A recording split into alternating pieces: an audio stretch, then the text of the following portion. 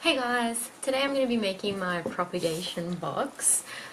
Sorry about the really boring background, but it's kind of all I have available to film.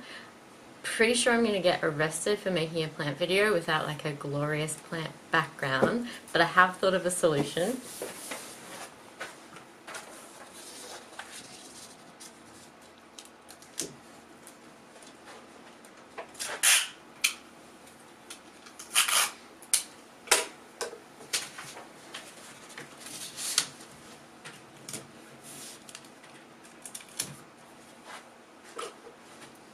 And it's got to be green.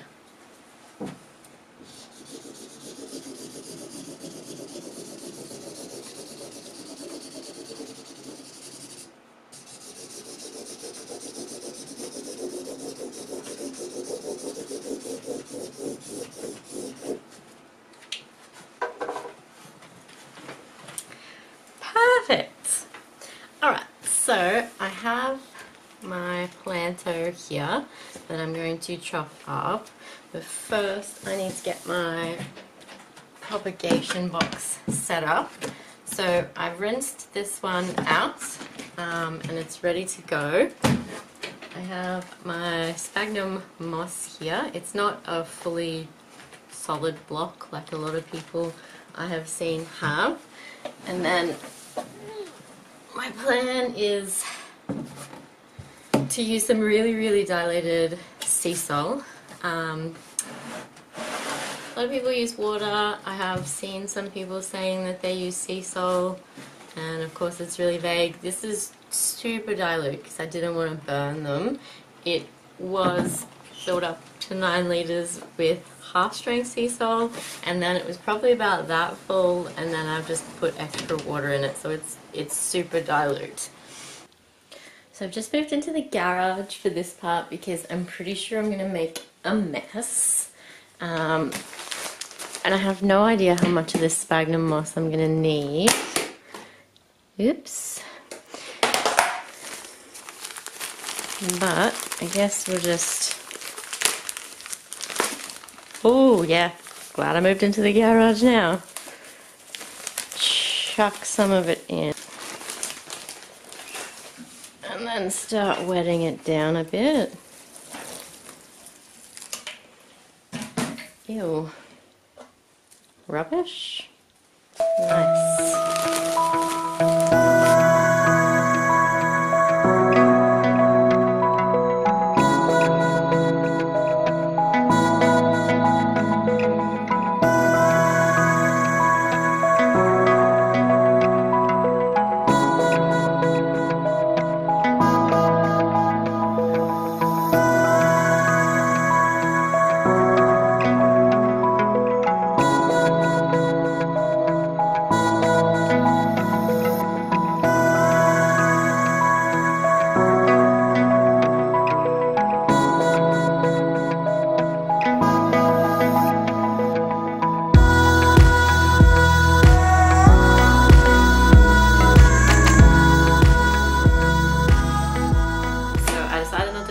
Outside because it's super windy and I don't have a microphone, so this is just my camera audio and I'm hoping it's coming up okay. But basically I just tipped out the excess water and then gently squeezed the sphagnum just to dry it out a bit so it wasn't like dripping wet, and now it's like, yeah, it's pretty good. I think that's what I'm after. So I'm going to cut up my plants. I've got my pre-sterilized secateurs here, just sterilize them with alcohol. And I also have the tiniest peperomia prostrata you have ever seen. Let me just focus on that. It's so cute and I'm so scared of killing it.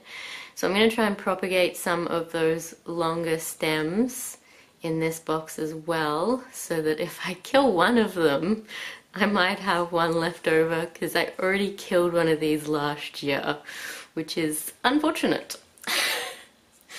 I've also got just an old glass jar, and I'm just going to put that in the corner, and that just keeps the humidity up and helps to stop it from drying out, so you don't have to wet the moss itself all the time. So I think I'm just going to take, oh, I'm so scared to cut this. I think I'm just going to take it like there. I think I'm just gonna lay that whole little cutting. Ooh, just chuck it in there. Like, you don't even need to be careful, just throw it in. I'm just gonna lay that whole cutting on the top there. And then it's got this one here. A little piece of me hurts every time I cut that. Oh my gosh. Just put that on there as well. And you know what? I may as well cut that bit off too, because hey, why not? We're here. We're cutting up plants. Ooh. Whoa, that's a long bit.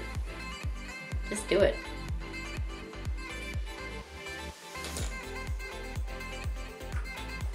Yep, that's what we're gonna do. We're here to chop and prop.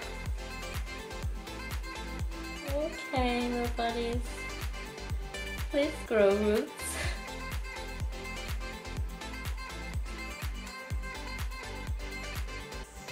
I'm gonna do a single leaf cutting as well, just to see how that goes.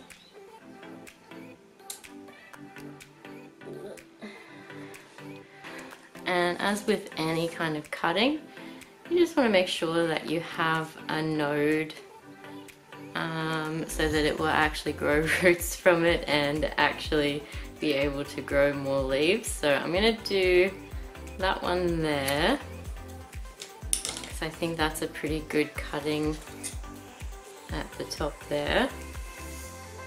And then just going to push it in so that the node part is in the sphagnum moss. I'm going to do like there, and I'm just going to cut the extra bit of stem off the top and throw it in there too. Why not? You know, that's never going to do anything, but just get rid of that. Pop that one in so that the node is under the sphagnum again. And I think I'll do this one as a single leaf cutting. Just like that. That works. And I'm going to pop that one over here. I think I'm actually just going to try just a node. See what happens. To remember which side do I need to cut. I think we'll just cut a bit off the top and a bit off the bottom. I just want to see what happens with that, really. So I'm going to stick that in and see if it grows anything, or if it just kind of dies, or if it sits in there and does nothing, like this. Because otherwise you've got kind of like a leaf here that doesn't really have an aerial root on it. So I think it's probably better to go with this bottom one. So I'm going to do that one. Pop him up this end. And I'm going to cut this extra bit of stem off. And then I think I might just discard that leaf. I know he doesn't have very many leaves, but we're going to just get rid of that one. I'm going to try and just reduce the amount of stem there. So we've just got another single leaf cutting there. Dig him in. Well, we've got like a little shoot on this one actually, and a shoot there. So that actually looks really promising. Let's cut this one off. I'm going to discard that bit of stem. But I don't know, like this aerial root is nothing. There's nothing going on with that. I might just cut this guy like that. And just like there's tiny, tiny little aerial roots on this one. I might just try and press it on the top. Just cover him up a wee bit. We'll see what happens with that one. Maybe if I cut just below this leaf, and then we'll have the node on this leaf, and then I don't think you can see that. There's a tiny little growth spurt just on the tip up there, but I'm gonna see what happens with him too. Should be more careful and double check that none of these are actually growing before I just yeet it all in the bin. I'm gonna do this one as a single leaf because that one I think is gonna root really well. It's got two really healthy nodes, new leaf coming in there, and that leaf is beautiful. Look at it. That's what I want all over. Big bush, just these leaves. Please and thank you. Put him down in that corner. And then that'll be the one that dies. You just wait. That one is gonna be the one that dies. I'm gonna leave it like that. I know that looks really, really sad, but I thought maybe I was gonna take all of the leaves off it and it was gonna look even sadder.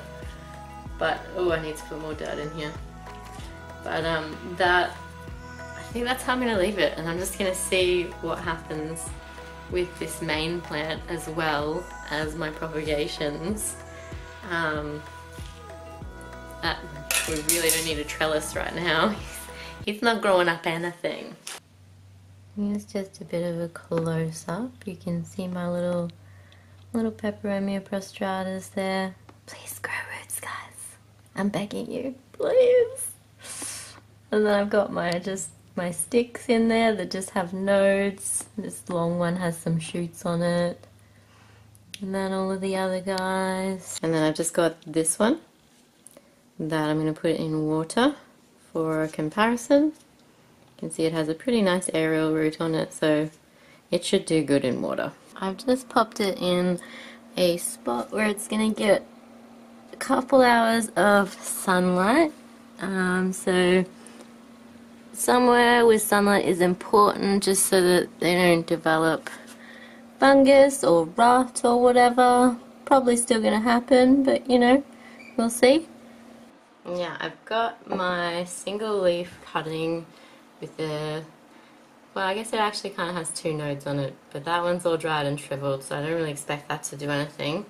And then I've also got these single leaf heart leaf philodendron cuttings that I've had in water for a while now, and they've got the start of some roots. They're not ready to plant out yet, but I'm gonna pop this one in with these guys because there's going to be lots of rooting hormone floating around in this water, and that should help this guy to root a bit faster as well. And yeah, I've got a set of 3 of these little guys. They're so cute. The pot, that is, the vase. It's a vase, I guess. And I got them from TK Maxx on throwout because maybe people just weren't buying them. I don't know. Maybe it was just because the box was a little bit damaged, but they're a little bit kind of retro-ish, but they go with my kitchen, which is like green lino. I know, it's coming back in fashion. I am the fashion. Anyway, what was that? Anyway, that is where we're at now. Now I just need to be patient, which is not something that's easy to do. So, see yous!